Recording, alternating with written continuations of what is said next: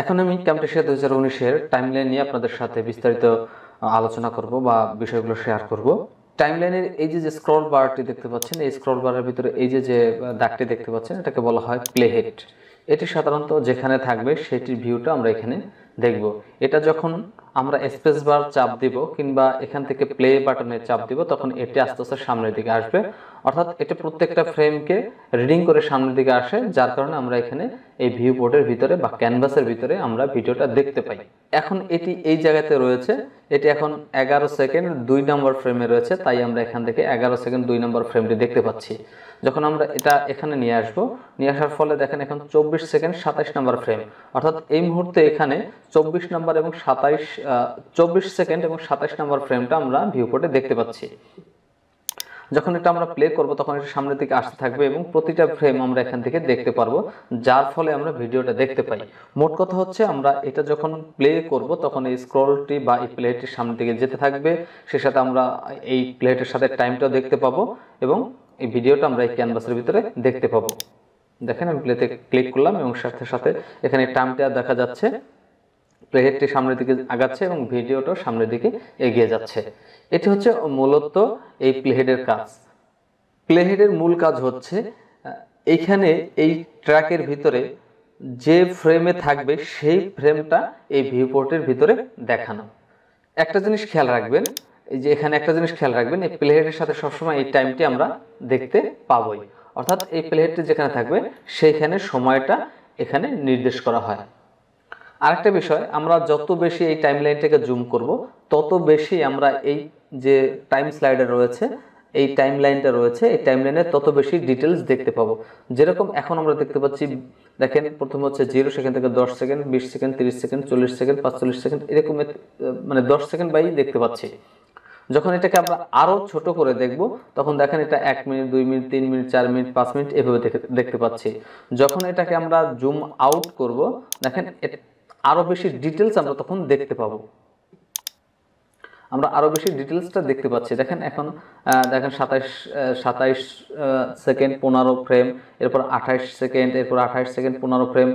যত বেশি জুম করব আমরা তত বেশি টাইম ডিটেলসটা আমরা এখান থেকে দেখতে পাবো। এই জন্য মূলত আমরা টাইমলাইনের জন্য এই জুম স্লাইডার ব্যবহার করতে পারি এবং যত বেশি ডিটেলস আমরা জানতে চাবো সময়ের ব্যাপারে, তত বেশি আমরা এই টাইম স্লাইডারটা বা এই জুম স্লাইডারটা ব্যবহার করব। আমরা ইচ্ছা করলে এখান থেকে জুম না করে আমরা কিবোর্ড শর্টকাটের মাধ্যমে জুম ইন এবং জুম আউট করতে পারি। জুম ইন এবং জুম আউট করার জন্য আপনি কন্ট্রোল শিফট চেপে ধরে প্লাস এবং মাইনাস বাটনে চাপ দেন। আমি প্রথমে কন্ট্রোল শিফট চেপে ধরে কিবোর্ড হতে এবার প্লাস বাটনে চাপ দিচ্ছি, দেখেন জুম আউট হচ্ছে, এবং মাইনাস বাটনে এখন চাপ দিচ্ছি, সাথে সাথে এটা জুম ইন হচ্ছে। আবার plus, zoom out, minus, zoom in. এই কাজটি আমরা এখান থেকে এই যে ভিউ রয়েছে ভিউ থেকেও করতে পারি।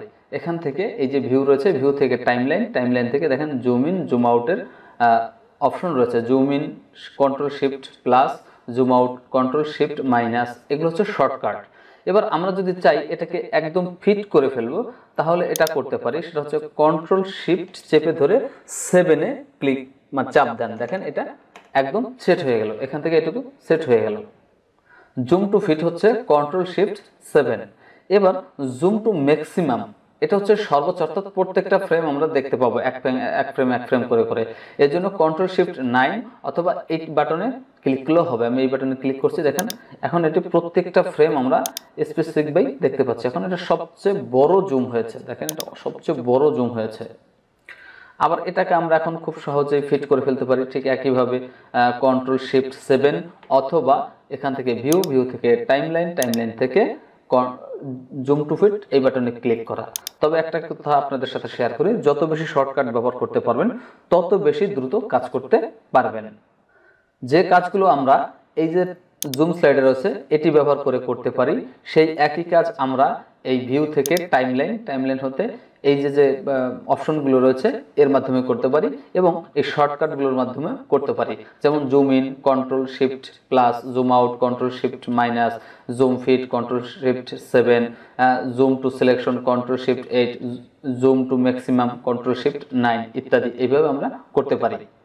যারা আমার এই টিউটোরিয়ালগুলো দেখছেন আপনাদেরকে অনুরোধ করে বলবো, আপনি দয়া করে বা আপনার নিজের স্বার্থে হলেও এই zoom out, zoom in, zoom fit এটি আয়ত্ত করে নেবেন দ্রুততর কাজ করার স্বার্থে।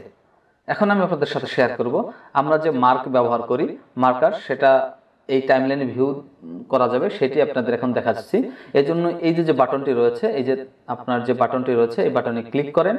ক্লিক করার সাথে সাথেই এখানে দেখেন একটি নতুন আরেকটি টাইম স্লাইডার এসেছে, বা এটা মার্ক স্লাইডার বলতে পারি। এটা আমরা যেখানে ক্লিক করব সেখানে একটি মার্কিং হয়ে যাবে। দেখেন এখানে মার্কার এসে পড়েছে, আবার এখানে নিয়ে ক্লিক করে দেখেন এখানে আরেকটা মার্কার এসে পড়েছে। এটা যখন অফ করে দেব তখন এটি দেখা যাবে না, আবার যখন এটাকে চাপ দেব তখন এটি দেখা যাবে। কিন্তু যখন এটা অফ থাকবে তখন কিন্তু প্রত্যেকটা মার্কারের জায়গায় একটি করে এই যে চিহ্ন রয়েছে।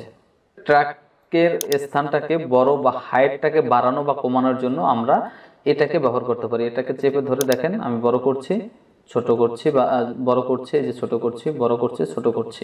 এই কাজটা আমরা এখান থেকে না করে আমরা এখান থেকে করতে পারি। দেখেন এটাকে চেপে ধরে এখানে মাউস নিয়ে আসেন, মাউস নিয়ে আসার পর দেখেন যে মাউসের যে কার্সার সেটা পরিবর্তন হয়ে গেল, এবং এবার চেপে ধরে উপরের দিকে টান দেন, নিচের দিকে টান দেন, দেখেন এটা বড় বা ছোট হবে। এবার নিচেরটা যাই, মাউস কার্সারটা এই দাগের কাছে নিয়ে আসি, এবার দেখেন মাউস কার্সারটা পরিবর্তন হয়ে গেল। চাপ দিয়ে ধরেন মাউসটাকে, এবার উপরের দিকে নেন, নিচের দিকে নেন, এটা বড় এবং ছোট হবে। এই কাজটি মূলত এখান থেকে করতে পারি, আবার এখান থেকেও আমরা করতে পারি। আমি এগুলোকে একটু ছোট করে নিচ্ছি। আমাদের অনেক সময় একাধিক ট্র্যাক ব্যবহার করা প্রয়োজন হতে পারে। এখানে মাত্র ট্র্যাক রয়েছে 2টি। আমরা যদি আরো বেশি ট্র্যাক ব্যবহার করতে চাই তাহলে এখান থেকে এই যে ট্র্যাকটি রয়েছে, অ্যাড ট্র্যাক, এই বাটনে ক্লিক করি। ক্লিক করার সাথে সাথে নতুন ট্র্যাক যুক্ত হবে। এবার আরো একটা কাজ করতে পারি, সেটা হচ্ছে যে এখানে রাইট বাটন ক্লিক করেন, এই যে ট্র্যাক লেখা, এই ট্র্যাকের এখানে রাইট বাটন ক্লিক করেন। ক্লিক করার সাথে সাথে ইনসার্ট ট্র্যাক, এখানে যান। এখানে যাওয়ার পর অ্যাব এবং বিলো, এই দুটির মাধ্যমে এই ট্র্যাকের নিচে এবং উপরে নতুন করে আরো ট্র্যাক নেওয়া সম্ভব। আমি এটাকে একটু রিনেম করে নেই, এই জন্য রাইট বাটন ক্লিক করে এখান থেকে এই যে রিনেম ট্র্যাক, এটার সাহায্যে আপনি রিনেমও করতে পারেন। আমি আবারও দেখাচ্ছি রিনেম কিভাবে করবেন। প্রথমে রাইট বাটন ক্লিক করেন, তারপর এখান থেকে রিনেম ট্র্যাক, এবার রিনেম করে দেন। যেমন এটা টেস্ট লিখে দেয়, টেস্ট লিখে দিলাম।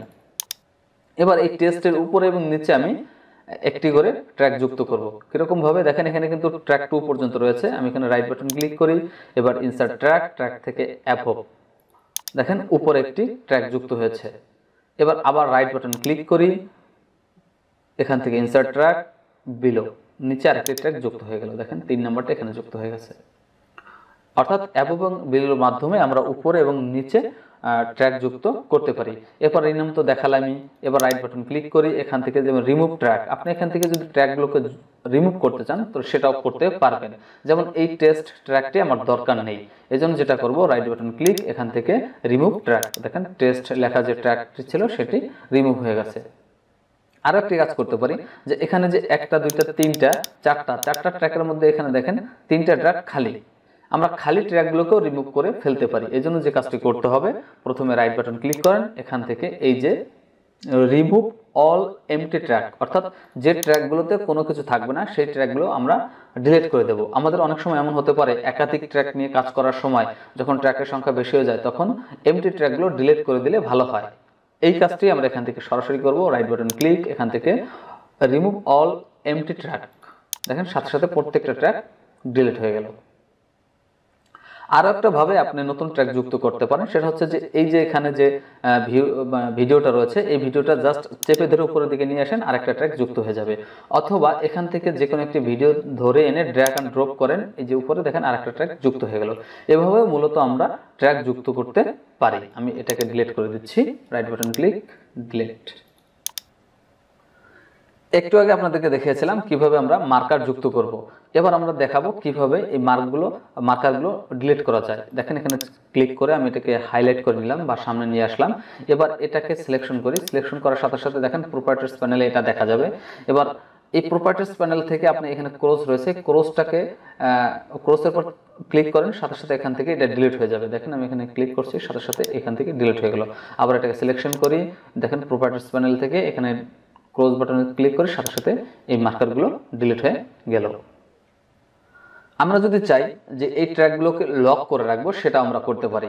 এই বিষয়টা একটু খেয়াল রাখবেন, যখন আপনি কাজ করবেন তখন আপনার এই ট্র্যাকগুলো অনেক সময় লক করার প্রয়োজন হতে পারে। আগে দেখাচ্ছি, এই যে বাটনটা রয়েছে লক বাটন, এটা এখানে ক্লিক করলেই আপনি এটি লক হয়ে যাবে। আবার এই যে দেখেন এখানে ক্লিক করে সাথে সাথে এটি লক হয়ে গেল। আবার আপনি যদি চান এটাকে আনলক করবেন, তাহলে এই লক বাটনের উপরে ক্লিক করেন, তাহলে এটি আনলক হয়ে যাবে। অথবা রাইট বাটন ক্লিক করেন, সেখান থেকে দেখেন এই যে লক ট্র্যাক, আবার একটা আনলক করার জন্য রাইট বাটন ক্লিক, সেখান থেকে আনলক ট্র্যাক। আবার যদি চাই দেখেন এখানে আমি প্লেটা নিয়ে আসলাম, এখন এই ভিডিওটা আমরা এখানে দেখতে পাচ্ছি। যদি এই আই আইকনে চাপ দেই, সাথে সাথে এটি ডিজেবল হয়ে যাবে, অর্থাৎ এটা দেখা যাবে না। আমি ক্লিক করি, দেখেন এটি দেখা যাচ্ছে না। আবার এই আই বাটনের উপরে ক্লিক করি, সাথে সাথে দেখা যাবে। এই কেসটি আমরা এখান থেকে রাইট বাটন ক্লিক করে দেখেন টার্ন ট্র্যাক অফ, এখানে ক্লিক করি, আবার একই কাজ হলো। আবার টার্ন অন করে দেই, আবার দেখা যাবে। তো অনেক সময় আমাদের আই অফ করার প্রয়োজন হতে পারে, অনেক সময় আমাদের লক করার প্রয়োজন হতে পারে, অনেক সময় ট্র্যাক বেশি নেওয়ার দরকার হতে পারে, কম নেওয়ার দরকার হতে পারে, এমটি ট্র্যাক আমাদের ডিলিট করার দরকার হতে পারে, ইত্যাদিতে অনেক কিছুই করার প্রয়োজন হতে পারে। এমনকি আমরা যখন কাজ করব তখন আমাদের এটা ঠিকঠাক মতো দেখার জন্য আমাদের এই ট্র্যাকের হাইটটাও বাড়িয়ে কমিয়ে দেখার প্রয়োজন পড়ে। এতক্ষণ ধরে যারা আমার এই টিউটোরিয়ালটি দেখলেন, আপনাদেরকে সকলকে জানাচ্ছি আন্তরিক শুভেচ্ছা এবং অভিনন্দন। ডিয়ার লার্নার, বা যাদের সাথে আমি এই বিষয়টা শেয়ার করছি, আপনাদের কাছে একটা কথা বলছি, সেটা হচ্ছে আমি প্রত্যেকটা ভিডিও ডিটেলসলি বলছি। হয়তো আপনাদের ভালো লাগতে পারে, হয়তো মনে করতে পারেন একটু বক বক বেশি করছে, কিন্তু কিছু করার নাই। আমি বলেছি এবং আমার এই চ্যানেলে লেখাই রয়েছে, এখানে আমার প্রত্যেকটা ভিডিও ডিটেলসলি বলা। যারা সংক্ষেপে শিখতে চান তারা আমার মনে হয় যে এই ভিডিওগুলো দেখে আপনি শিখতে পারবেন না, কিন্তু যারা প্রফেশনালভাবে কাজ করতে চান তারা অবশ্যই আমার এই চ্যানেল থেকে অনেক কিছু জানতে পারবেন, এই প্রত্যাশা আমি করতে পারি, যেহেতু আমি এটা ডিটেলসলি করছি।